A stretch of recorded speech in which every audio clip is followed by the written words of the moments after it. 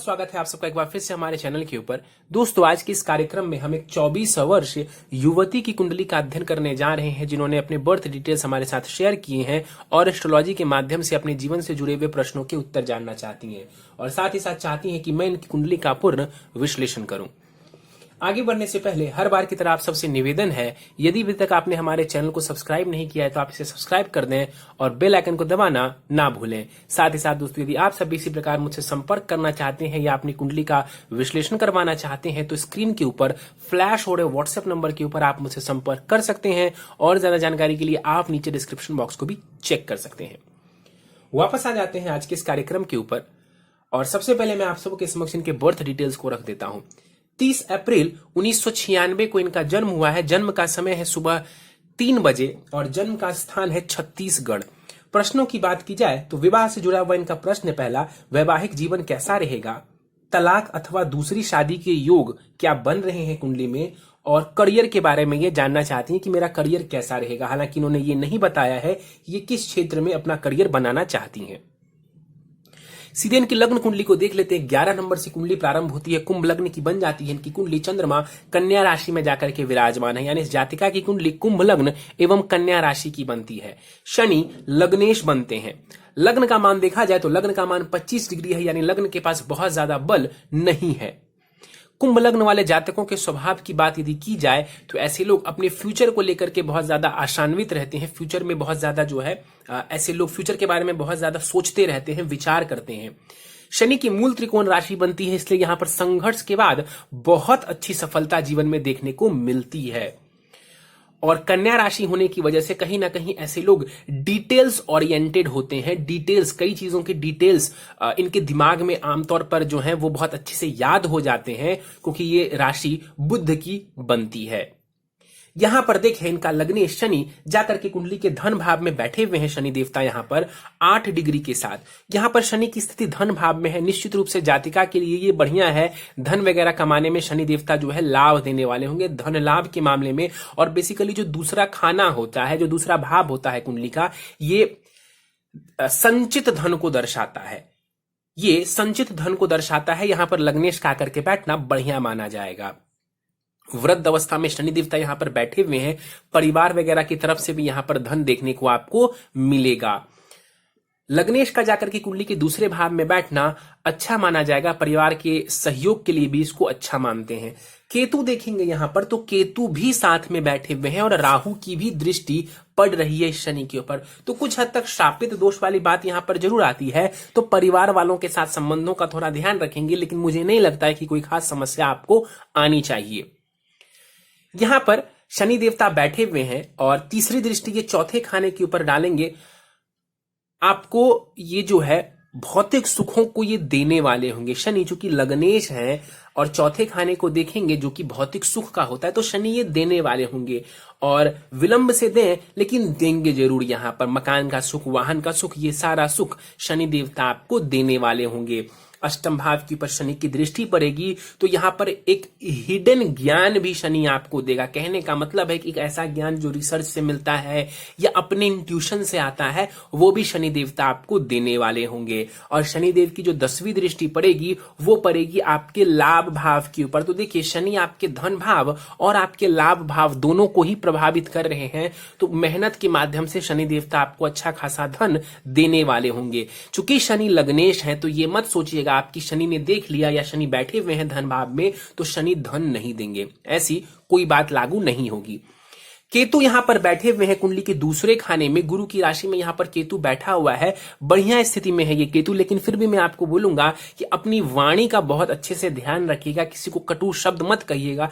क्यों मैं आपको ऐसा कह रहा हूं? क्योंकि देखिए, शनि केतु और राहु का प्रभाव है कुंडली के दूसरे भाव के ऊपर। तो कई बार ये जातक जो है ऐसी परेशानी होती है लोगों की, ना चाहते हुए भी ऐसे लोग सामने वाले को कुछ ऐसे शब्द कह सकते हैं बाद में जिस वजह से इनको पछताना पड़े। तो अपनी वाणी को जो है बहुत सोच समझ करके आप इस्तेमाल कीजिएगा। यहां पर केतु भी आपको कोई खास नुकसान नहीं करेंगे, क्योंकि केतु भी यहां पर अच्छी राशि में बैठे हुए हैं। और परिवार वालों के साथ संबंध के लिए भी यही बोलूंगा कि संबंधों का थोड़ा ध्यान रखते हुए चलेंगे और उनका सपोर्ट भी आपको जरूर मिलेगा, क्योंकि शनि यहां पर बैठे हुए हैं। केतु की वजह से जो परेशानी आ सकती है वो आप अपने स्वभाव से उसको बेहतर कर सकती हैं। तीसरे खाने को देख लेते हैं, तीसरे भाव को देखते हैं। सूर्य मंगल यहाँ पर बैठे हुए हैं, सूर्य उच्च का है, यहाँ पर मेष राशि में बैठा हुआ है, युवावस्था में यहाँ पर सूर्य बैठे हुए हैं, साथ में 4 डिग्री का मंगल यहाँ पर बैठा हुआ है। मंगल अस्त के यहाँ पर है, 17 डिग्री तक मंगल अस्त के हो जाते हैं, तो मंगल का प्रभाव थोड़ा कम होगा, मंगल बिल्कुल प्रभावहीन हो जाएंगे ऐसी कोई बात नहीं है। इस कुंडली में सूर्य को समझे तो वो आपके विवाह भाव के स्वामी बनते हैं। आपका जो प्रश्न विवाह को लेकर के है, तो इस कुंडली में अगर देखा जाए तो सूर्य आपके विवाह भाव यानी आपके पति भाव के स्वामी ग्रह बनते हैं, जाकर के तीसरे भाव में उच्च के होकर के बैठे हुए हैं। सप्तम भाव से नवम पंचम योग है सूर्य का, ये बढ़िया है। सूर्य उच्च के हैं, बहुत हद तक संभव है कि आपके जो हस्बैंड होंगे वो अच्छे स्टेटस पे होंगे, या किसी जो है उनका स्टेटस जो है, ओहदा जो है वो हाई होगा। ईगो वाले भी वो हो सकते हैं, इसकी भी संभावना बनती है। थोड़े गुस्से वाले हों, इसकी भी संभावना बन जाती है। मंगल देखें तो इस कुंडली में कर्मेश और तृतीयेश है, और जाकर के तीसरे खाने में भी स्वग्रही यहां पर विराजमान है मंगल देवता। ये आपके साहस को बढ़ाने वाला है। कुंडली के तीसरे भाव को अगर आप देखेंगे तो मंगल सूर्य बैठे हुए हैं और ऊपर से गुरु की 5वीं दृष्टि है इस भाव के ऊपर, तो बहुत शुभ है आपका तीसरा भाव। आपसे छोटा कोई भाई या बहन है तो उसके साथ भी यहाँ पर संबंध आपके बढ़िया रहने वाले हैं, क्योंकि गुरु की दृष्टि भी यहाँ पर पड़ रही है। करियर वगैरह में आप कुछ ऐसा कार्य कर सकती हैं जिसमें थोड़े एफर्ट्स लगे, जिसमें थोड़े साहस की आवश्यकता पड़े। इन क्षेत्रों में जैसे कि मान लीजिए सिविल सर्विसेज वगैरह में जो चीजें आती हैं, उन क्षेत्रों में यदि आप जाती हैं, अच्छा लाभ आपको देखने को मिल जाएगा। इसके बाद जो है इनकी दृष्टि पड़ेगी कुंडली के भाग्य भाव के ऊपर, तो निश्चित रूप से अपने मेहनत से ही इनकी दशा चलती है, तो मेहनत का आपको ज्यादा सहारा लेना पड़ेगा, और मेहनत करेंगी तो उस दौरान भाग्य भी आपका बहुत सहयोग करने वाला होगा। आगे बढ़ जाते हैं, चौथे खाने को देखते हैं।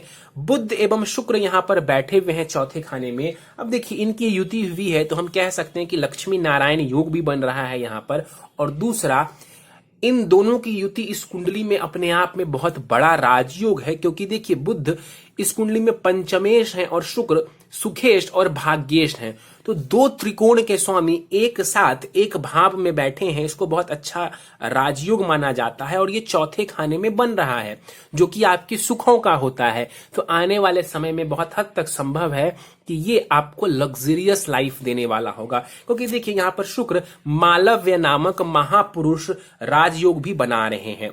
तो आपका चौथा भाव काफी अच्छा नजर आ रहा है, और उम्मीद कर सकते हैं आप कि आने वाले समय में आपको जो है लग्जरियस लाइफ वगैरह की प्राप्ति हो जाए। हालांकि दोनों के बीच में डिग्री को अगर आप देखेंगी, बुध और शुक्र के बीच में तो डिग्री का बहुत ज्यादा फासला है, इसलिए लक्ष्मी नारायण योग का बहुत प्रभाव तो नहीं पड़ेगा, लेकिन फिर भी यहां पर 2 शुभ ग्रह बैठे हुए हैं तो कुछ हद तक तो वो आपको लाभ जरूर दे देंगे। शुक्र की स्थिति बढ़िया है, और ये आपको परिवार वगैरह से भी, फैमिली की तरफ से भी सुख दिलवाने वाला होगा। जीवन में भी ये ऐश्वर्य की प्राप्ति कराने वाला होगा। भाग्य से संबंधित ये लाभ देगा, क्योंकि चूंकि शुक्र अपने एक राशि में बैठे हुए हैं तो दूसरे राशि को भी ये जरूर बल दे देंगे। बाल अवस्था के शुक्र हैं, आप चाहे तो शुक्र के बल को बढ़ा सकती हैं। 10वें भाव के ऊपर शुक्र की दृष्टि पड़ेगी। करियर में भी ये शुक्र आपको अच्छा लाभ देगा, साथ में काम करने वाले लोगों से भी ये आपको सहयोग दिलवाएंगे। और बुध यहां पर बैठे हुए हैं, संतान के तरफ से भी सुखों की स्थिति देखने को मिल सकती है। सुख की स्थिति संतान की ओर से भी आपको देखने को जरूर मिलेगी, और बुध की दृष्टि 10वें भाव के ऊपर ये भी करियर में आपको लाभ देने वाली है। 4 डिग्री के साथ बुध यहां पर मृत अवस्था में विराजमान है। आगे बढ़ जाते हैं, कुंडली के अष्टम भाव को देखते हैं। अष्टम भाव में राहु एवं चंद्रमा बैठे हुए हैं। राहु और चंद्रमा की हालांकि डिग्री को अगर आप देखेंगे तो डिग्री में बहुत ज्यादा फर्क है यहाँ पर, इसलिए हम इसको ग्रहण दोष कंसिडर नहीं कर सकते हैं। बहुत ज्यादा ग्रहण दोष का प्रभाव यहाँ पर देखने को ज्यादा नहीं मिलेगा। चंद्रमा की बात कर लिया जाए तो चंद्रमा इस कुंडली में षष्ठेश है, यानी रोग भाव के स्वामी ग्रह हैं। अष्टम भाव में जाकर के बैठे हुए हैं, विपरीत राजयोग बना करके, विपरीत योग बना करके यहाँ पर चंद्रमा देवता बैठे हुए हैं। तो ये कुछ मामलों में अच्छा है, जैसे कि बीमारियों से ये आपकी कुछ हद तक रक्षा कर पाएंगे। लेकिन इस चंद्रमा को ध्यान से देखिए, ये चंद्रमा अष्टम भाव में है और शनि की भी दृष्टि है। राहु थोड़े दूर बैठे हुए हैं, ये उचित है, लेकिन शनि की दृष्टि इस चंद्रमा के ऊपर पड़ रही है, और शनि चंद्रमा आमने सामने हो जाए तो ये बहुत हद तक विष दोष जैसा प्रभाव देता है। और साथ ही साथ आपका जो चंद्रमा है ना, वो बहुत हद तक केंद्रुम दोष में भी पीड़ित है। केंद्रुम दोष आपके यहाँ पर बनता हुआ नजर आ रहा है। तो मन से जुड़ी हुई परेशानी, कहने का मतलब है कि मन में थोड़े नकारात्मक विचार आ सकते हैं, उससे बचने की जरूरत है आपको। अष्टम भाव में राहु देवता भी बैठे हुए हैं 23 डिग्री के साथ, यहां पर राहु बैठा हुआ है। राहु यहां पर कुमार अवस्था में बैठे हुए हैं। अष्टम भाव जो होता है ये लाइफ के सडन इवेंट्स को दर्शाता है, अचानक से होने वाली घटनाओं को दर्शाता है। ये पति से सुख का भाव है, ससुराल का भाव है, ये आपकी आयु का भाव है, ये सिक्रेसी का भाव है, गुप्त चीजों का भाव है, और साथ ही साथ ये ज्ञान जो रिसर्च के क्षेत्र से मिलता है उसका भी ये भाव बनता है। तंत्र मंत्र से जोड़ करके भी इस भाव को देख सकते हैं। राहु वैसे भी देखें तो कई बार अचानक से कुछ अनएक्सपेक्टेड रिजल्ट्स देने के लिए जाना जाता है। ऊपर से राहु अष्टम भाव में बैठ गए, इसका मतलब है कि इस तरीके की चीजें ज्यादा देखने को मिल सकती हैं। पति के साथ संबंधों का आपको ध्यान रखने की आवश्यकता होगी। यहां पर राहु बैठे हुए हैं, राहु की दशा चलती है, तो अपने निर्णय बहुत सोच समझ करके लीजिएगा। कहीं पर भी कोई डाउट हो, कोई कंफ्यूजन हो, तो अपने जानने वाले से या अपने घर वाले से, जैसे माता पिता से सलाह लेकर के अगर वो काम करेंगी तो आपके लिए बेहतर रहेगा। यहां पर राहु देवता 12वें खाने को देखेंगे। धन का इस्तेमाल सोच समझ के करें, धन का जो खर्च है वो अच्छी चीजों के ऊपर करें। द्वितीय भाव के ऊपर राहु देखेंगे तो वाणी को, जैसा मैंने कहा था, थोड़ी परेशानी दिख रही है तो वाणी का ध्यान रखेंगी। और चौथे खाने के ऊपर राहु की दृष्टि पड़ेगी, तो इस वजह से जो है कई बार राहु आपको टेंशन दे सकते हैं किसी बात को लेकर के, कई बार बेवजह की भी परेशानी राहु देता है। मतलब परेशानी नहीं है लेकिन राहु ने डर बिठा दिया मन में, तो इन चीजों से बचेंगी। और राहु की दशा यदि चलती है तो वहां पर आपको इन चीजों का ज्यादा ख्याल रखने की आवश्यकता होगी। गुरु की बात कर लेते हैं। गुरु कुंडली के लाभ भाव में यहां पर बैठे हुए हैं और 23 डिग्री के साथ यहां पर गुरु वृद्ध अवस्था में बैठे हुए हैं। इस कुंडली में गुरु को समझे तो वो धनेश भी बनते हैं और वो लाभेश भी हैं। तो कुंभ लग्न की कुंडली में जो धन का डिपार्टमेंट है, पैसे का डिपार्टमेंट है ना, वो पूर्ण रूप से गुरु के हाथों में होता है। यहां पर गुरु महाधनी योग बना करके बैठे हुए हैं। धनेश लाभ भाव में बैठ जाए तो इसको धन योग या महाधनी योग भी हम कहते हैं। तो धन योग बना करके यहां पर आपका गुरु बैठा हुआ है, तो ये बढ़िया है धन के लिए और खास करके आय के लिए, इनकम के लिए। और यहां पर गुरु बैठे हुए हैं, इनकम की स्थिति ये बेहतर कर देंगे। गुरु यहां पर से बैठ करके देखा जाए तो कुंडली के तीसरे खाने को देखेगा, साहस पराक्रम को भी ये बढ़ा देगा। पंचम भाव के ऊपर गुरु की दृष्टि पड़ेगी, शिक्षा संतान के लिए बढ़िया है। और सप्तम भाव के ऊपर गुरु की दृष्टि विवाह के लिए ये बढ़िया है। गुरु इस कुंडली में बहुत कारक तो नहीं बनते हैं, लेकिन फिर भी ये कोई नुकसान आपको नहीं देंगे। दशाओं की बात कर ली जाए आपकी कुंडली को देख करके तो राहु की ही महादशा आपको चल रही है, जो कि 10 मार्च 2035 तक चलेगी। यानी अभी ज्यादा वर्ष नहीं हुए हैं राहु की महादशा को आए हुए। और अष्टम भाव में राहु बैठे हुए तो जीवन में कुछ अचानक से परिणाम देखने को मिल सकते हैं। गलत राह पर मत जाइएगा इस दौरान। कहीं पर भी डाउट लगे, कहीं पर भी आपको परेशानी हो तो अपने माता पिता से राय लीजिएगा, अपने घर वालों से राय लीजिएगा, क्योंकि अष्टम भाव में राहु कई बार कुछ अनएक्सपेक्टेड चीजें लाइफ में देता है। ऊपर से अगर आप गलत डिसीजन लेंगी तो परेशानी बढ़ सकती है। राहु की महादशा में फिलहाल आपको गुरु की अंतरदशा चल रही है, जो कि 16 अप्रैल 2022 तक रहने वाली है। राहु की दशा में गुरु की अंतरदशा चल रही है। ज्ञान प्राप्ति का समय है, ज्ञान प्राप्ति के ऊपर आप फोकस लगाइए इस समय। सीधे आपके प्रश्नों को देख लेते हैं। विवाह को लेकर के आपने पूछा है, तो इसका जवाब देने से पहले सीधे नवमांश देख लेते हैं, क्योंकि नवमांश से विवाह के बारे में हमें पूर्ण जानकारी मिल पाती है। तो आपकी नवमांश कुंडली 2 नंबर से प्रारंभ होती है, यानी वृष लग्न की बन जाती है। लग्न में मंगल बैठे हुए हैं और सप्तम भाव में गुरु बैठा हुआ है। लग्न में मंगल का बैठना नवमांश कुंडली में वैसे तो अच्छा नहीं माना जाता है, लेकिन जो मंगल बैठे हैं लग्न में वो सप्तम भाव के ऊपर अपनी ही राशि को देख रहे हैं, तो ये विवाह के लिए नवमांश में एक पॉजिटिव पॉइंट है। इसके अलावा देखा जाए तो आपके नवमांश में राहु शनि का प्रभाव आपके सप्तम भाव के ऊपर है, आपके विवाह भाव के ऊपर है, ये अच्छा नहीं माना जाता है। ठीक है। और इसके अलावा वहां पर अष्टमेश जो गुरु है ना, गुरु वैसे शुभ ग्रह है, लेकिन उस कुंडली में गुरु अष्टम भाव के स्वामी बनते हैं, जो कि सप्तम में बैठे हुए हैं, इसलिए गुरु का वहां पर बैठना भी बहुत शुभ हम नहीं कह सकते। क्या करेंगे, देखिए यहां पर आपके कुंडली को देखा जाए तो विवाह में कोई खास प्रॉब्लम नहीं नजर आ रही है, विवाह में कोई खास परेशानी नजर नहीं आ रही है, लेकिन फिर भी ये पति से सुख का भाव है, वहां पर राहु बैठे हुए तो थोड़ी परेशानी ये दे सकते हैं। यहां पर इसने इस बात को दर्शाया। नवमांश कुंडली जो कि मुख्य रूप से विवाह की होती है, जो विवाह को बिल्कुल स्पष्ट तरीके से बता देती है, वो इस बात को कह रही है कि हाँ थोड़ी परेशानी विवाह में आ सकती है। क्या करेंगी? सबसे बड़ी रेमेडी मैं बार बार कहता हूं लोगों के लिए कि वो होती है कुंडली मिलान करके विवाह करिए। कुंडली मिलान करके यदि आप विवाह करेंगे, यकीन मानिए आपकी परेशानी जो है, ज्यादातर परेशानी विवाह से जुड़ी हुई आपकी दूर हो जाएगी।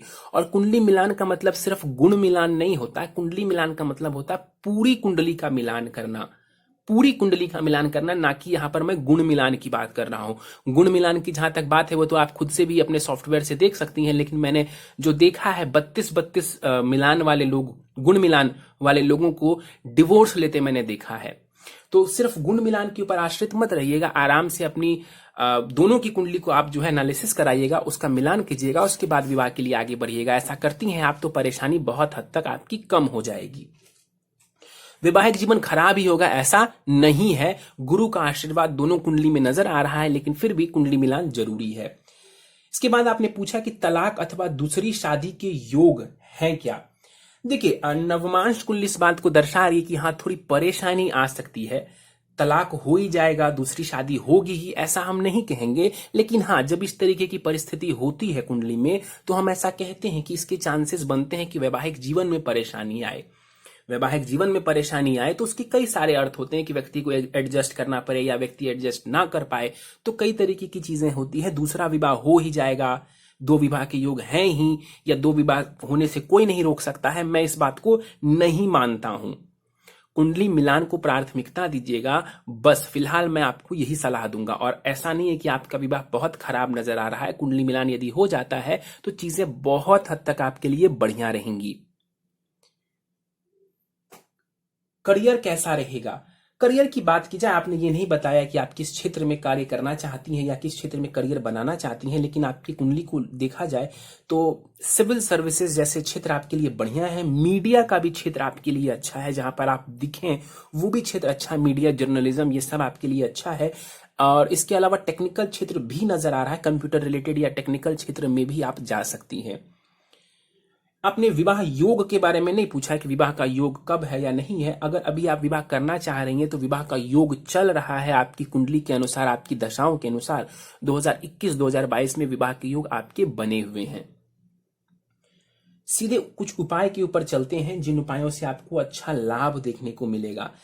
नित्य महामृत्युंजय मंत्र ओम त्रयंबकम यजामहे वाला जो मंत्र है, ओम त्रयंबकम यजामहे सुगंधिम पुष्टिवर्धनम उर्वारुकमेव वंदनान मृत्युर्मुक्षी यमामृतात्, ये जो महामृत्युंजय मंत्र है, संभव हो तो सुबह शाम 1-1 माला जाप करिए, क्योंकि राहु की दशा चल रही है।